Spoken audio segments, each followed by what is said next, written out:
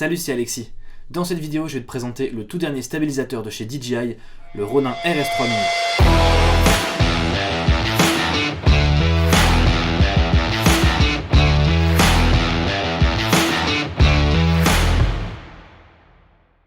Alors tout d'abord, je voulais faire cette vidéo parce que avant d'acheter ce stabilisateur, j'ai fait pas mal de recherches en fait pour avoir certaines informations que je n'ai pas réussi à trouver en fait dans les vidéos déjà existantes. Je vous fais donc cette vidéo pour vous présenter le produit ainsi que pour vous parler de ces choses que je n'ai pas pu trouver dans les autres vidéos que vous pouvez potentiellement vous chercher également. Je précise que j'ai acheté ce stabilisateur, je n'ai donc aucun partenariat avec DJI et j'en dis donc ce que je veux. Alors pour rappel très rapide, chez DJI en fait dans la dernière génération, on avait le RS3, ensuite on a eu le RS3 Pro qui est fait tout en carbone, qui est un peu plus léger et tout ça. Donc c'est vraiment avec la dernière technologie de stabilisation et donc là récemment ils viennent de sortir donc avec la même technologie de stabilisation, le RS3 Mini. Donc je vais vous parler très rapidement des spécificités. Alors au niveau du poids, il fait donc 850 grammes avec ce plateau qu'on peut retirer pour passer donc en mode portrait, parce que oui en fait une de ses spécificités principales c'est qu'on peut l'utiliser en fait en mode portrait pour tout ce qui est réseau social par exemple. Et donc si on retire ce plateau, on passe de 850 grammes à 795 grammes. Donc sur le papier il peut supporter jusqu'à 2 kg, alors c'est vrai sans être vrai à 100%, je vous montrerai ça dans la partie équilibrage juste après. Au niveau donc des fonctionnalités, on peut voir qu'il a à ce niveau là un écran tactile, qu'il a le joystick comme à chaque fois, et ensuite il a donc à ce niveau là le bouton power. Là on a un bouton pour les modes, donc pour les raccourcis avec les modes 1, 2, 3, où on peut configurer les modes que l'on veut dessus. Donc on a exactement les mêmes modes que sur les autres stabilisateurs, donc le mode FPV, le mode 360 et puis les modes basiques. On a aussi le bouton pour rec en fait directement. Et on a aussi, donc comme sur le RS3 et le RS3 Pro, la petite molette ici, où en fait on peut venir donc jouer sur tout ce qui est par exemple l'ouverture, sur le zoom si on a un objectif qui permet de zoomer avec électroniquement en fait, comme par exemple avec le nouveau 1635 f4 de chez Sony, où là c'est un zoom en fait électronique et donc avec cette petite molette on peut venir le contrôler. Et donc une de ses spécificités en fait, c'est aussi qu'on peut contrôler entièrement en fait l'appareil sans mettre de câble avec le Bluetooth. On peut voir aussi que comparé aux autres Ronin, cette partie là en fait est beaucoup plus petite.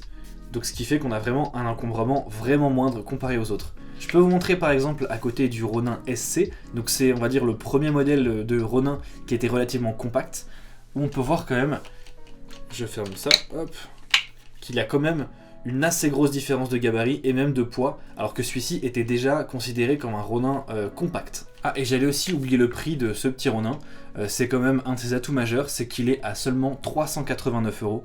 Alors que si on prend par exemple le RS3 en pack pro, on est quand même autour des 1000 €, donc ça fait quand même moins de la moitié du prix. Alors bien entendu, si on prend le RS3 Pro avec le plus gros pack, on va avoir aussi le système de follow focus, tout ça. Follow focus, donc anciennement c'était une petite molette qui se mettait ici, mais avec les nouvelles molettes qu'on a en fait à ce niveau là, le follow focus maintenant se contrôle en fait avec cette molette. Mais il y a toujours du coup la platine à rajouter en fait au niveau du boîtier, avec le petit moteur quand même de follow focus qui vient se rajouter sur les objectifs, donc ça fait quand même un poids en plus, etc. Ça fait quand même du matériel en plus qu'on ne peut pas utiliser avec ça, donc c'est quand même normal qu'il y ait aussi une différence de prix. Après, technologiquement parlant, on a la même technologie donc de stabilisation que le RS3 Pro, mais par contre, il y aura quelques fonctions qu'on n'a pas, comme par exemple, on ne pourra pas utiliser le système LiDAR qu'on rajoute en fait au-dessus de la caméra. Ça, encore une fois, c'est en option sur le RS3 Pro. Il n'est pas sur la version de base, mais ça permet en fait d'utiliser l'autofocus de façon automatique et assez poussé avec le follow focus en fait. Donc on peut, avec une optique par exemple ciné qui s'utilise en manuel, avec cette fonction là, on peut en fait utiliser comme si c'était un objectif avec un autofocus. Donc en fait du coup sur ce Ronin on n'y aura pas accès. Pareil, on n'a pas non plus les fonctions d'autolock qui étaient très pratiques sur le RS3 Pro. Là il faut déloquer en fait manuellement chaque moteur. Mais honnêtement je trouve que je trouve ça très pratique en fait d'avoir l'autolock, mais c'est pas non plus en fait on s'y fait, et si on l'a pas, bah franchement ça va, on sait qu'il faut avant de l'allumer il faut tout déloquer machin. Ça prend quelques secondes à faire, c'est pratique quand on l'a, mais c'est pas indispensable non plus. Alors je vais maintenant vous montrer comment on équilibre un boîtier sur le Ronin.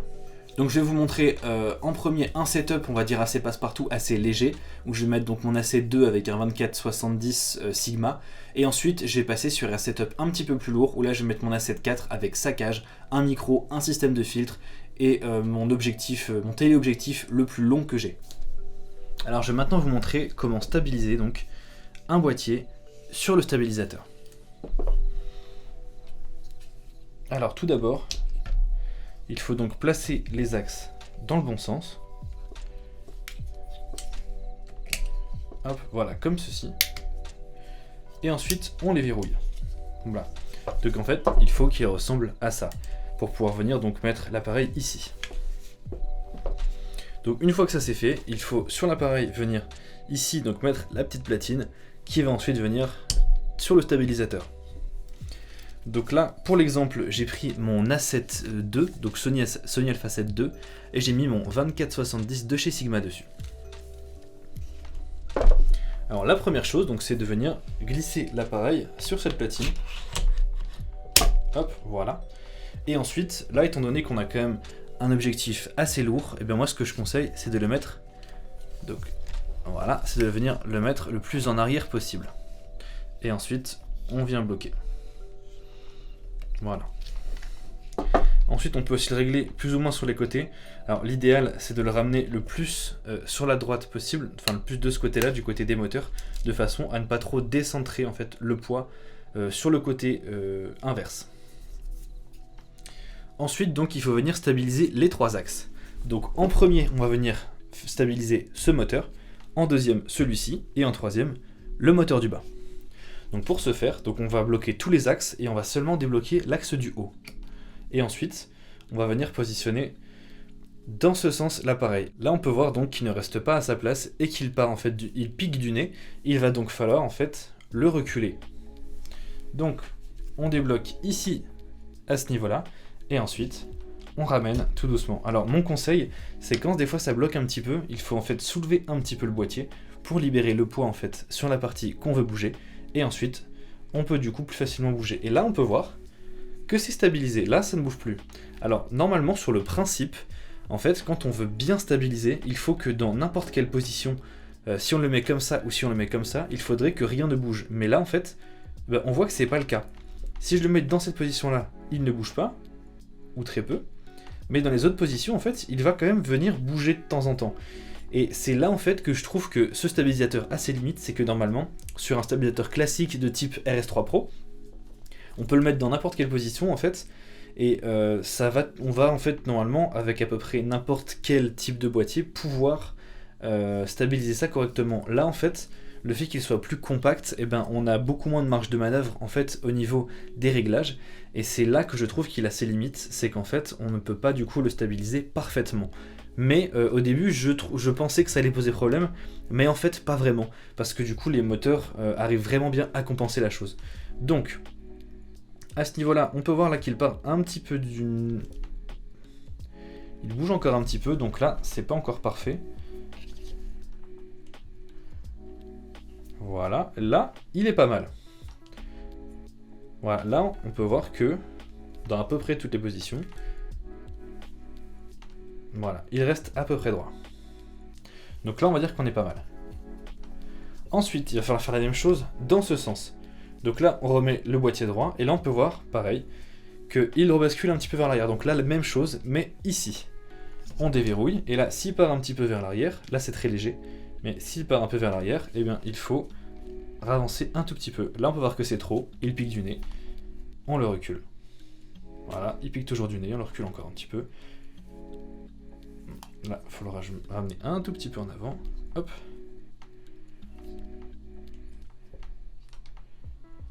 Voilà. Et là, on peut voir qu'on est pas mal. Voilà, on peut donc voir que dans cette position, il est stable, et dans celle-ci, il est à peu près stable. Voilà. Donc, une fois que le premier axe est stabilisé, on passe au second. Donc, on verrouille le premier, et ensuite, on vient déverrouiller le second. Et donc là, même chose. Hop, je vous le mets comme ça pour que vous voyez un petit peu mieux. Là, si je lâche, hop, il vient tout de suite partir dans ce sens-là. Donc là, l'idée, ça va être de le ramener vers là-bas. Donc là, encore une fois, c'est sur cet axe qu'il va falloir plus le plus soulager l'appareil.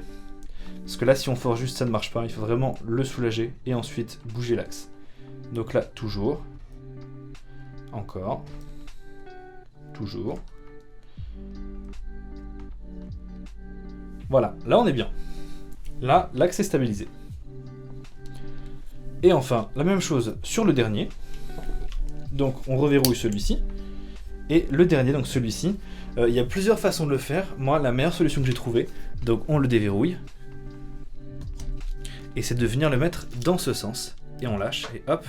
Voilà, si on voit qu'il pique un petit peu du nez, eh bien il faut venir le reculer un tout petit peu. Hop, voilà. On réessaye comme ça. Il pique encore légèrement du nez. On va venir le reculer encore un tout petit peu. Hop. Et là, normalement, voilà, là il est droit. Et si je fais ça, il revient, ça c'est normal. Et en fait, le but est qu'il revienne droit. S'il revient droit, donc comme ceci. Voilà. Si là il est plus ou moins droit, si là il est à peu près droit, c'est que c'est stable. Et voilà. Alors attention, petite chose que j'ai remarqué aussi, c'est comme la base là, en fait le trépied est un peu plus petit, et bien des fois si par exemple on a le poids dans ce sens là, il a des fois je trouve comparé aux autres un peu plus vite fait de venir basculer. Alors après voilà, normalement on l'a toujours en main, ou alors s'il est pas en main, il est là, il est stable, il ne bouge plus. Mais attention parce que ça peut arriver quand même si on met un poids d'un côté, qu'il puisse partir quand même. Alors une fois que ça c'est fait, si on veut vérifier la stabilisation, ça c'est une chose que j'ai vue sur pratiquement aucune vidéo. Je crois même que je n'ai vu aucune vidéo où il montrait ça.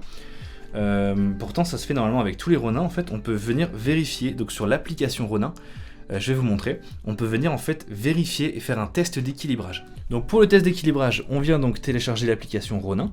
Quand on est dessus, alors il faut tout de suite bien penser à déverrouiller les axes, voilà, allumer le Ronin. Voilà, tant qu'il n'est pas allumé, toujours bien penser à garder une main autour parce qu'il suffit qu'il pique du nez et que l'objectif vienne taper sur un des moteurs, ça peut faire des dégâts au matériel. Donc ensuite, quand on est sur l'application, donc on vient sélectionner donc là RS3 Mini. Voilà, ici RS3 Mini. On vient ensuite donc se connecter ici à la nacelle. Hop, voilà. Et là normalement, il se connecte et ensuite on peut lancer le test d'équilibrage. Donc pour le test d'équilibrage, ce sera ici à ce niveau-là. Donc on clique sur test et là il nous dit en fait il faut incliner le stabilisateur à au moins 15 degrés. Donc on incline le stabilisateur, on lance le test et attention, moi je garde toujours pareil une petite main en bas parce qu'il suffit que ça pique du nez et ça vient taper dedans et c'est pas terrible pour les objectifs. Donc voilà, on laisse comme ça, il fait son petit test.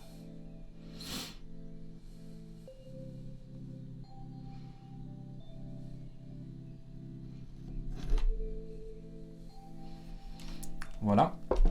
Donc là, pareil, on peut voir qu'il a frotté là. Et en fait, ça, c'est dû au fait que ce soit un Ronin un petit peu plus compact. Et bien en fait, des fois, il va venir taper un axe sur l'autre. Et donc c'est ça aussi, en fait, c'est là où la version un peu plus compacte aura ses limites. Donc ensuite, on peut voir le résultat. Donc là, comme vous pouvez voir,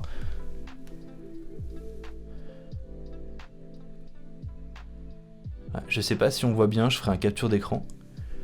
Et donc c'est écrit donc les résultats du test d'équilibre, donc panneau excellent, roulis excellent, tilt excellent. Donc ça veut dire en fait que mon équilibrage est bien. Autre chose qu'on peut faire aussi, sur l'écran tactile là, en fait, on vient faire un équilibrage des moteurs. Hop. Et voilà, en fait, chaque moteur du coup va venir jouer un petit peu.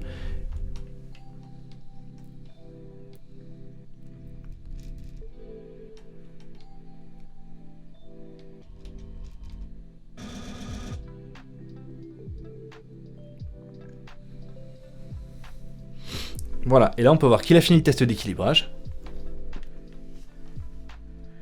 Et donc en fait, il a équilibré au mieux chaque moteur par rapport au poids qu'il y a dessus.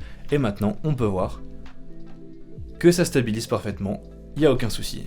Et on est parti. Alors désolé pour la différence de qualité, là du coup, vu que je veux mettre mon A7 IV sur le stabilisateur, là je suis passé avec l'A7 II pour filmer. Alors du coup, pour essayer de faire un setup un petit peu compliqué à gérer pour le stabilisateur, je prends donc l'A7 IV qui est un petit peu plus lourd que l'A7 II, parce que l'A7 II, donc il avait un poids qui est autour à peu près du poids du XT4, qui est un petit peu plus lourd que le XT5 de chez Fuji par exemple. donc sur des APS-C qui sont un petit peu plus volumineux qu'on va dire la gamme A6000 de chez Sony. Donc celui-ci qui est quand même un petit peu plus lourd, je vous afficherai les poids à l'image.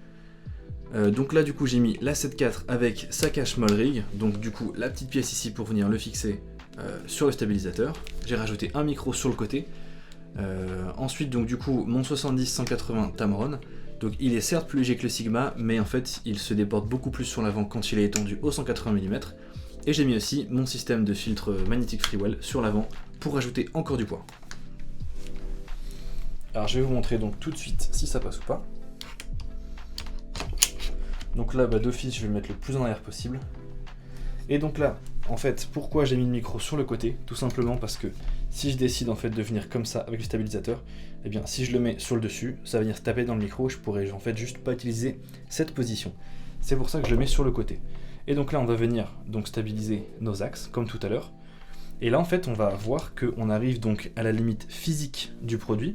C'est qu'en fait là on est, donc je vais vous remontrer, là je vais venir embuter au maximum et en fait il vient toujours en arrière, on peut pas faire mieux que ça.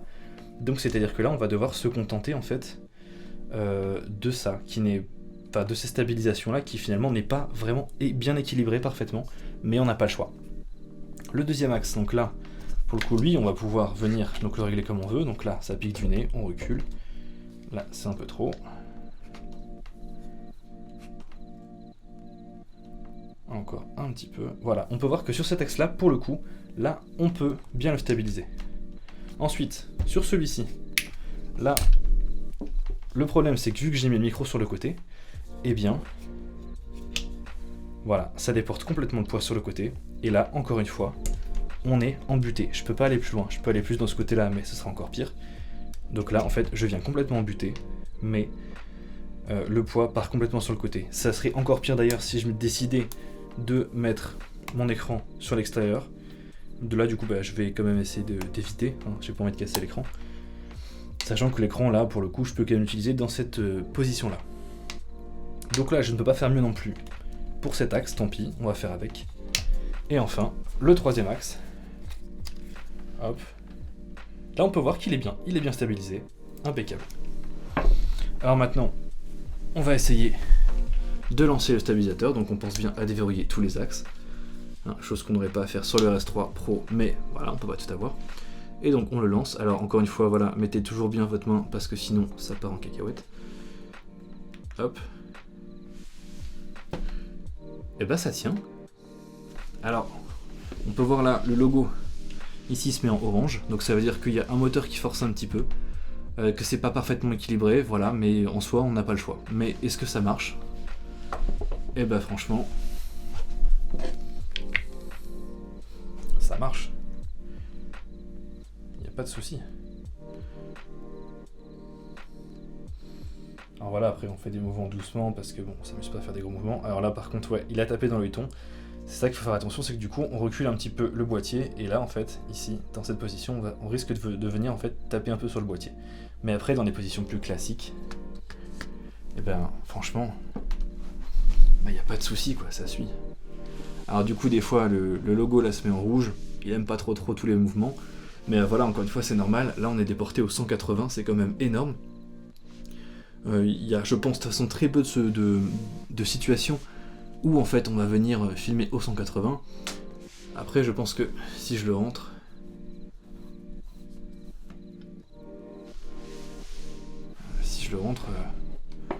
voilà, il va encore moins galérer. Bah après il faudrait techniquement que je restabilise le tout.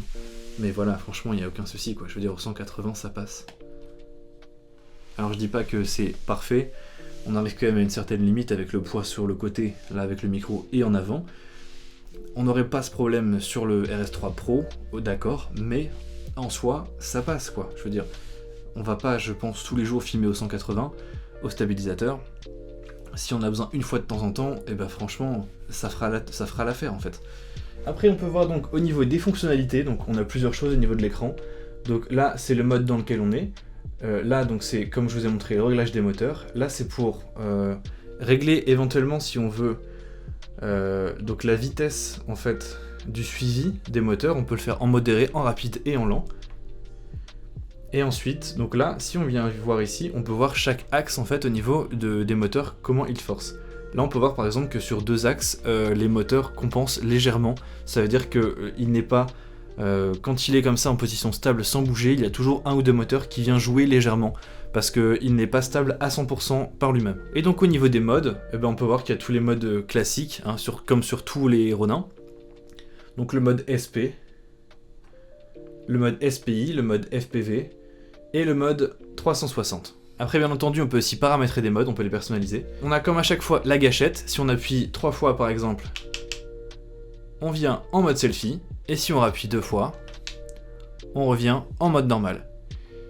On peut également aussi, si on bouge par exemple avec le joystick, si on veut revenir en normal, on appuie 2 fois sur le joystick, et hop, il vient se replacer en normal. Il y a aussi donc le petit bouton M là, où si on appuie dessus, on passe donc en fait sur les 3 modes préenregistrés. Donc là, on est sur le mode SP. Si on appuie une deuxième fois, on est sur le mode SPI. Et une troisième fois, on passe sur le mode 360. Autant pour moi, je l'ai changé, on passe en mode FPV. Donc c'est pas forcément un mode que j'utilise souvent, mais voilà, c'était pour tester un petit peu. Je suis passé, enfin voilà, j'ai essayé un petit peu les modes. Après, on peut aussi donc dérouler, donc on peut venir bouger le son, on peut activer le Bluetooth. On a les paramètres, on peut verrouiller l'écran, ce genre de choses. Et après voilà, on voit qu'on a aussi plein de réglages par rapport au joystick et la sensibilité, ce genre de choses. Mais ça voilà, je vais pas trop m'attarder dedans, c'est à peu près comme dans tous les Ronin. Donc voilà. Et donc là je vais pas non plus vous montrer, je l'ai même pas personnellement testé parce qu'en fait moi j'appuie directement sur le bouton REC, mais après on peut directement, si on a configuré le Bluetooth, appuyer ici sur le bouton REC et on peut directement donc lancer l'enregistrement sans toucher au boîtier. Ensuite, si vous souhaitez passer en mode portrait, et bien là donc soit vous l'éteignez en restant appuyé donc sur le bouton power, soit vous appuyez juste une fois et hop, il arrête de... En fait il passe en mode nuit, donc il y a le petit logo de lune là en fait, comme vous pouvez voir. Donc il est passé en mode dodo. Et en fait, si vous voulez donc le passer en mode portrait, donc vous retirez le boîtier. Ensuite, cette pièce là en fait, cette platine ici, eh bien vous la retirez. Donc là en fait il y a un petit lock. Donc vous venez en buter, vous appuyez sur le lock, vous la retirez. Voilà. Vous enlevez la petite platine qu'il y a ici. Et donc cette petite platine, en fait, vous venez donc la glisser sur cet axe. Voilà. Donc je vous conseille encore une fois de loquer les axes pour que ce soit plus simple. Hop. Voilà. Et ensuite, même chose. Vous venez glisser le boîtier à l'intérieur. Voilà. Et ensuite, eh bien, vous refaites le même équilibrage. Donc cette fois-ci, il n'y aura qu'un seul équilibrage sur ce moteur au lieu des deux. Parce que du coup, il n'y aura... En fait, on a supprimé cette platine, donc celle-ci, on n'aura pas besoin de l'équilibrer. Donc en fait, il faudra juste l'équilibrer sur cet axe, donc plus ou moins en avant ou en arrière. Donc en fait, comme ceci. Voilà, là on peut voir qu'il pique du nez, il faut que je le recule. Voilà, un petit peu trop en arrière. Je le repars en avant. Voilà, là on est pas mal. Et ensuite, c'est la même chose, on refait le test d'équilibrage et puis ensuite, on peut l'utiliser en mode portrait. Alors maintenant qu'il est équilibré et que je vous ai montré un petit peu comment il fonctionne, eh bien je vais sortir vous faire quelques petits exemples de plans, histoire que vous voyez comment il stabilise. Donc là, test de la 7 avec le 2470, la cage et le micro, mais du coup sans le stabilisateur et sans la stabilisation active. Alors voilà, petit test du DJI Ronin RS3 Mini, donc avec le Sony A7 IV, avec la cage, le micro, un système de filtre et du coup le Sigma 2470, donc là au 24 mm. Voilà, en marchant un peu ce que ça donne.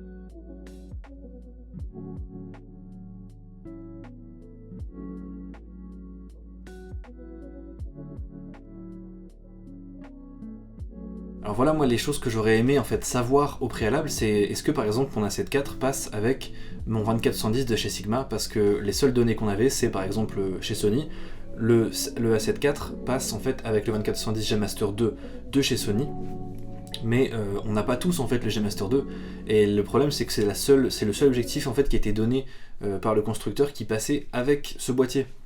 Sauf que pour les gens comme moi par exemple, qui ont acheté le Sigma, ou pour ceux qui ont même acheté le Tamron, qui n'ont pas du coup les mêmes poids, eh ben on savait pas en fait si ça passait ou non. Alors techniquement j'ai fait le calcul, hein, ça passait largement au niveau du poids parce qu'on devait être à peu près 1,5 kg, 1,6 kg. Je crois que j'avais même pas 150 grammes de différence finalement entre le Sigma et le Sony, mais le Sigma était quand même plus lourd. Alors je me dis, est-ce que du coup ça réagit tout aussi bien?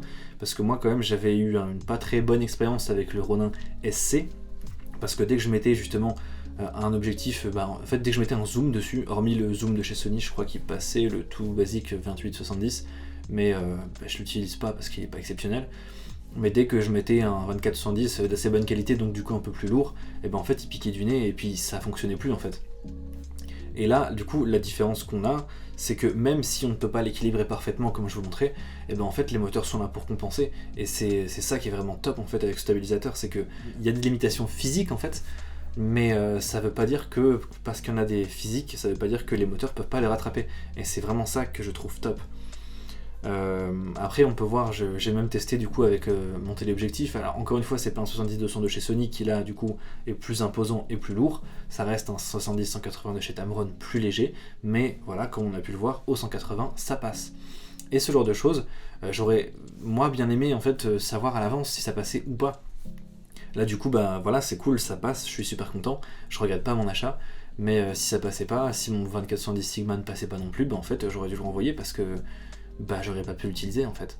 Ou alors juste avec des focales fixes, mais pour l'instant j'ai pas suffisamment de focales fixes pour filmer qu'avec des focales fixes. J'ai pas envie de filmer tout au 85 quoi.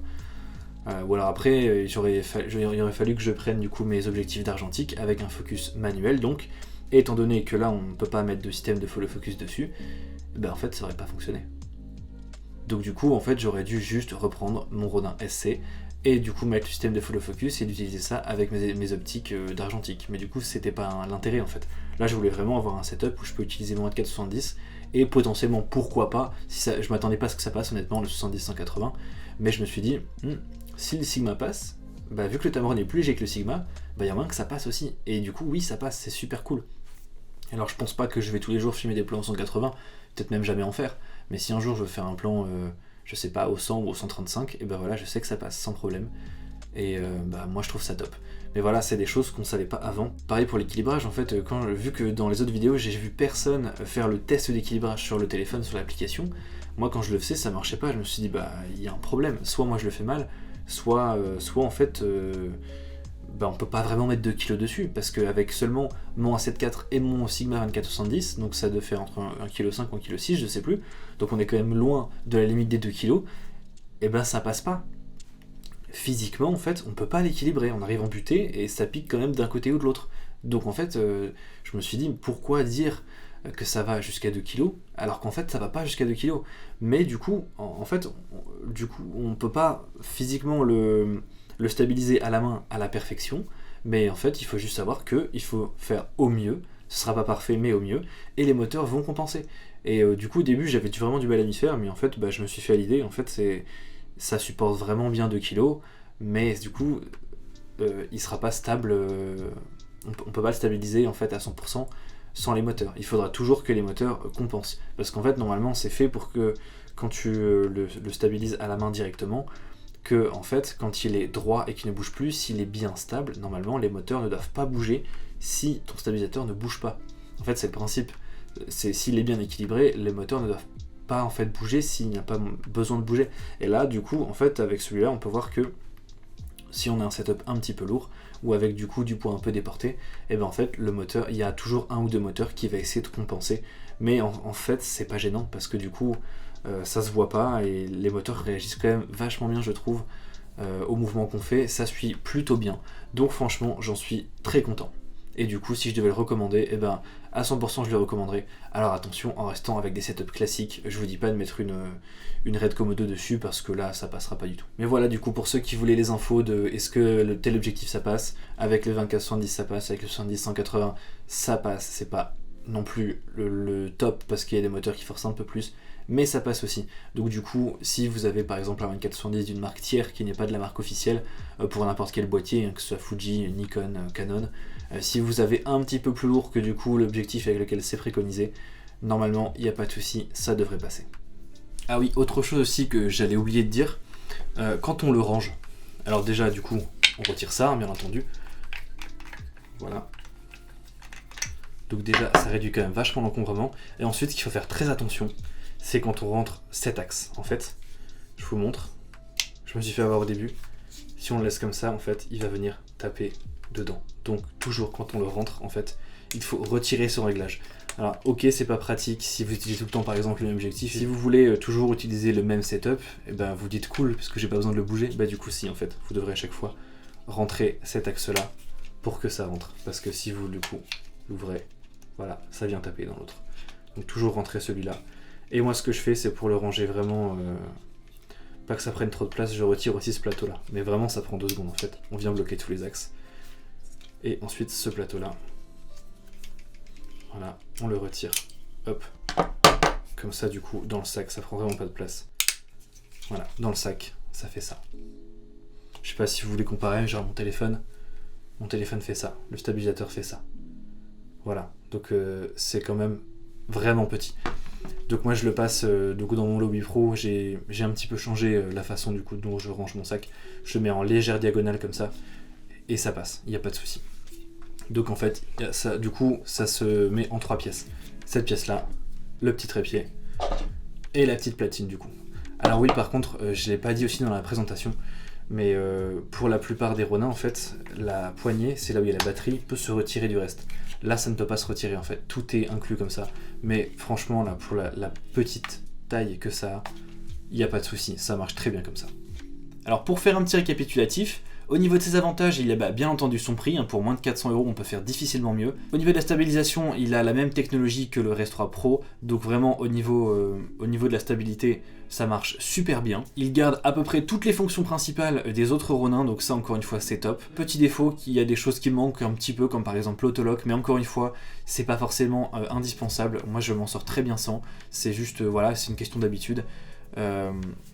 En soi, je trouve que pour son prix, c'est vraiment un super rapport qualité-prix. Alors si vous voulez un petit stabilisateur de voyage par exemple, que vous n'avez pas trop envie de vous embêter, ou si alors vous savez que vous filmerez jamais par exemple avec un gros téléobjectif, et que la plupart de vos setups en fait ne dépasseront pas la charge de 2 kg, et bien en fait, il n'y a pas vraiment pour moi de raison de prendre un plus gros stabilisateur, à moins de faire vraiment des plans bien spécifiques que celui-là peut pas faire, parce qu'il y aura toujours un peu plus ses limites, rien qu'au niveau de l'encombrement, hein, si on met pas mal de choses dessus, il y aura plus d'espace, en fait on peut par moment avec certains boîtiers, on peut risquer de venir buter sur des moteurs par exemple.